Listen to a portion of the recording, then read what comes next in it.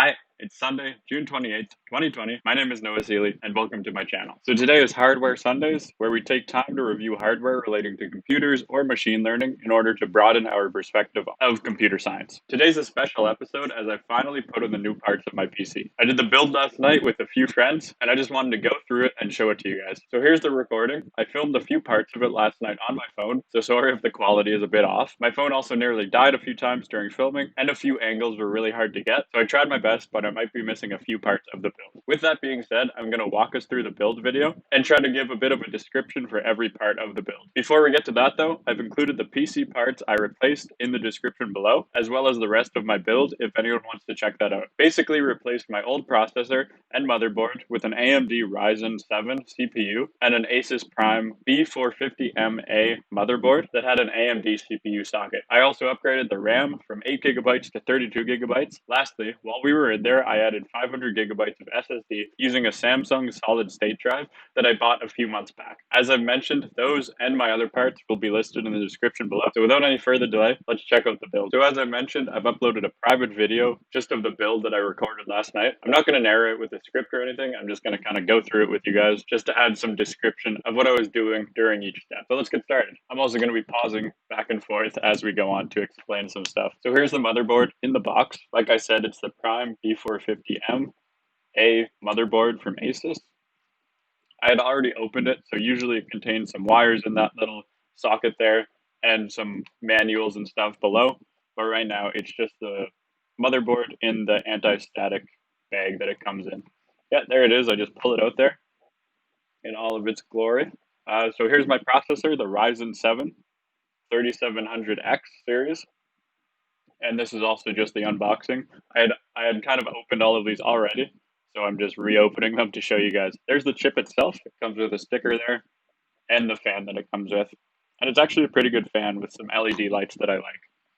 So here's the RAM, 32GB. It's 2 sticks with 16GB each. And once again, this is just me opening it.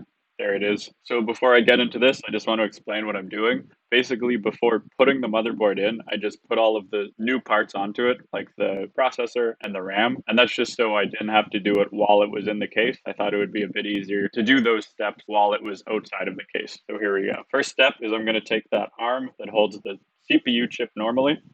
That's the chip socket that you can see right here that I'm circling there with my mouse if you guys can see it. And I'm just going to open up that arm. And now I'm going to take the chip out. Now this part you have to be super careful with. You don't want to touch any of the pins or try to damage any of the chip or the motherboard. As I'm showing here is you kind of want to pay attention to these triangles as they'll indicate which side of the chip lines up with the motherboard. So then I'm going to open up the little crate that it came in, take out the chip, and then I'm just going to make sure I have the alignment right. And then we're going to put it in.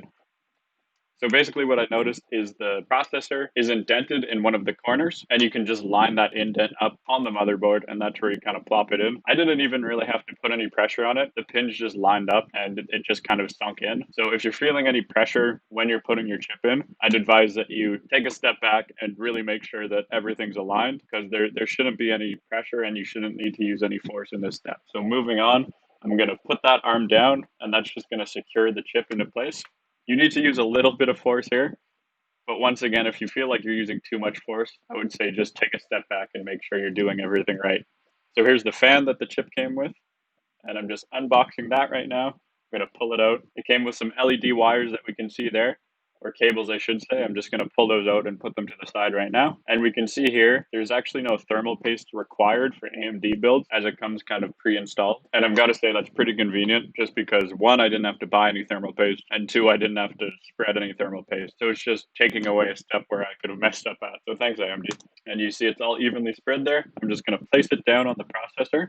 You can't see them now, but there are arms on the fan that kind of lock the fan into place above the processor. So you just want to line up those arms. And the first one is an arm that won't move, so you lock that one in first. And that's what I'm doing right here. You just have to kind of be careful to not do any damage, but also apply a little pressure so that you can lock those arms in. And yeah, you can see here, I'm using a little bit of force just to make sure everything gets in. There it is, just the fan above the processor. This arm is actually a movable arm, so you got to lock that into place. And with that being said, you don't actually have to screw the fan in like I've seen with some Intel builds, which is actually really nice because you don't have to worry about warping the motherboard too much. So yeah, I'm just going to make sure that's in.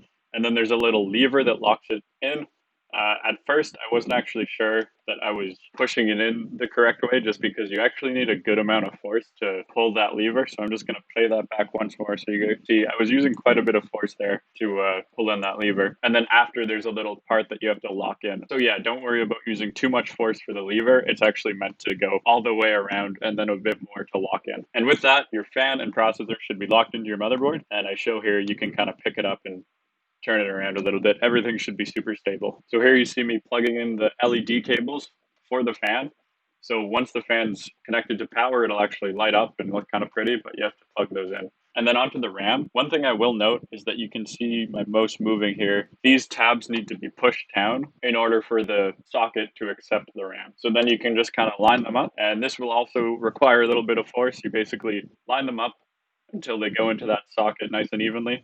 Then you can just evenly push those in until you hear a nice satisfying click. Now I didn't really get a nice click on the first round, but then on this second stick of RAM, I got a really nice click. Just like that, yeah. So then I took this first stick out and I just tried it again. And you can see me here kind of struggling to get it out. It took a little while. And then yeah, that was a much more satisfying click, and you can see how much pressure I'm using. So it was actually a good amount of force. So right now you can kind of see the motherboard in the left corner here. We have the RAM in, we have the CPU, and the CPU's fan in, and all of the wiring connected that we need to do for those parts. So here's my current PC with my old Intel i5 processor. So the first step, as always, is to take the GPU out. First, I'm going to take the cabling out of the power, and then I'm just unscrewing it a lot until it comes out. It actually took me a little while to figure out how to unscrew this, but basically it was just very connected to the case, you could say. So a lot of unscrewing there. And there's my friend Zach trying to figure out where the screws are. So yeah, here we are just taking the plates out.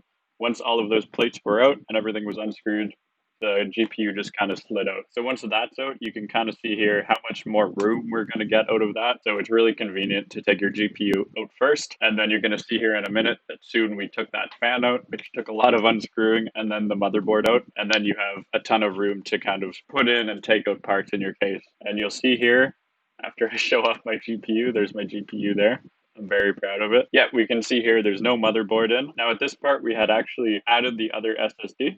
It's a little bit lopsided just because I have some weird cable management going on. Basically in the back, there's a long power cable that kind of works as a bus that will connect to all of my SSD and HDD. So I have an HDD at the bottom of the case in a tray, and then there's my other SSD. So the only way we could actually have this new SSD to fit is to kind of have it on its side there. I don't think this will be a big issue. I don't think it makes much of a difference to the SSD. I don't really know if it knows that it's on its side or on its bottom or whatever. So as long as I'm not moving the PC around too much, it shouldn't be a problem. And yeah, now you can see me picking up my motherboard. Another thing I want to note is my grounding bracelet. While I was working on my motherboard, I wasn't wearing one when I should have, but you can see me with one now. It's just connected to the chassis, which is the metal part of the case, and then to my wrist, and that'll just ground me so I don't have to continuously be grounding myself. While I was working on the motherboard though, I was grounding myself. I just forgot about my wrist strap. So there's my anti-static wrist strap. I have it in, and I definitely recommend them for builds that you're going to do in the future. So yeah, now it's time to screw in the motherboard. Right here, you can see me screwing them in, and there's my friend Zach helping me with the light. Sorry that the angle's a bit obscured, but basically there are these holes in the motherboard that allow for screws to go in them, and you just screw it onto your case. I actually only screwed it onto the two top screws because I think I only had two screws, and it seemed to work fine. So yeah, I just did kind of loose screws that you can see here, just so I wouldn't warp anything to the case or the motherboard to reduce damage. And yeah, so you can see me pointing to those two screws that I just screwed in. And now I'm just doing some cable management. To be honest, this was the most annoying part. You basically have to plug everything from the power supply and the case into your motherboard. So you can see here I'm just plugging in my HDD and my SSD from the power supply into the motherboard just so they'll get power. And I'm also putting the SATA cables from those, and also then I'm putting in my power cables from the case so all of those fans will run. It was a bit of a tight squeeze for the case fans, to be honest, but we got it working. It just took a little bit of wire management. We just had to fiddle around with some stuff in the back. But although this part is a hassle, it's super important because basically without this part, you won't be able to turn on your computer, reset it, have any fans going, which might cause some damage or problems to your CPU. So yeah, it's important to just take your time here, be patient, make sure all of the cables are sticking into the right spots, and it'll really pay off. So yeah, here you can see me doing some wire management. I think I had to cut a ziplock that was holding a few cables back so I could put my fan cables in. So once all of that was plugged in, you can see my brother Matt and Zach once again helping. And we're just making sure that we have everything in there and everything's working. Now, I will say some of the more annoying cables to put in are called these system panel connectors. And basically, I had these 10-pin F panel ones that you can see here. Now, my manual didn't provide this diagram, but basically you'll have these sockets on your motherboard and your case will have pins that you have to put in those sockets for all of these HDD and power mechanisms to work. So it's really important that you line them all up correctly for the 10 pin, and then this one here is for the 20 pin. It just depends on your motherboard. Most motherboards have better labeling than mine, and also my motherboard's manual didn't include anything about it. So we were able to find this online. This is just another generic ASUS motherboard manual. But yeah, definitely take a look at these two images while trying to put in those cables. So once all of the cabling was done, all we really had to do now was plug back in my Wi-Fi adapter and my GPU. So here you can see me putting in my Wi-Fi adapter. It's pretty dusty. It's about 5 years old and I've never touched it, but it does get the job done. I'm just putting it in those two sockets right there. You can see, yeah, there's the final product. And now I'm trying to put in my GPU. Now, one thing that kind of screwed me up was that my GPU didn't have enough room with the Wi-Fi adapter right there. So I had to move it down basically. The new strategy that I took, you can see me taking it out right here. The new strategy that I took is to take out a few plates, unscrew those plates to make a little more room for my Wi-Fi adapter, and then put the GPU in first. So I put it in. I have a nice satisfying click, just like the RAM that we saw earlier. There's a few tabs that you need to push down to open up the GPU first. So there's a nice click. Yeah, there it was. You can kind of see me forcing it into the motherboard. Sometimes you kind of have to do that. And then I'll just screw it in and it'll be held tight with those screws and those sockets. And then you can see me putting in the dusty old Wi-Fi adapter into one of the bottom sockets below the GPU. And then I just screw that in as well. So now we have the GPU and Wi-Fi adapter back in. The processor and motherboard are all back in.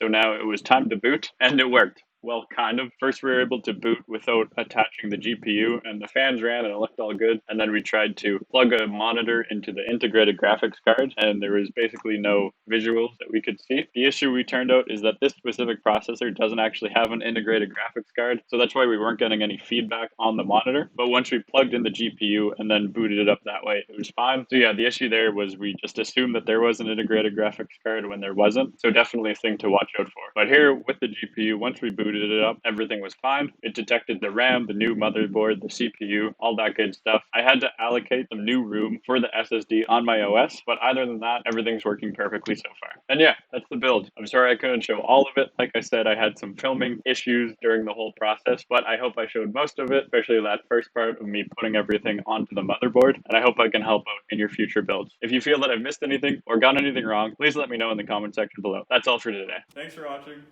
See you tomorrow.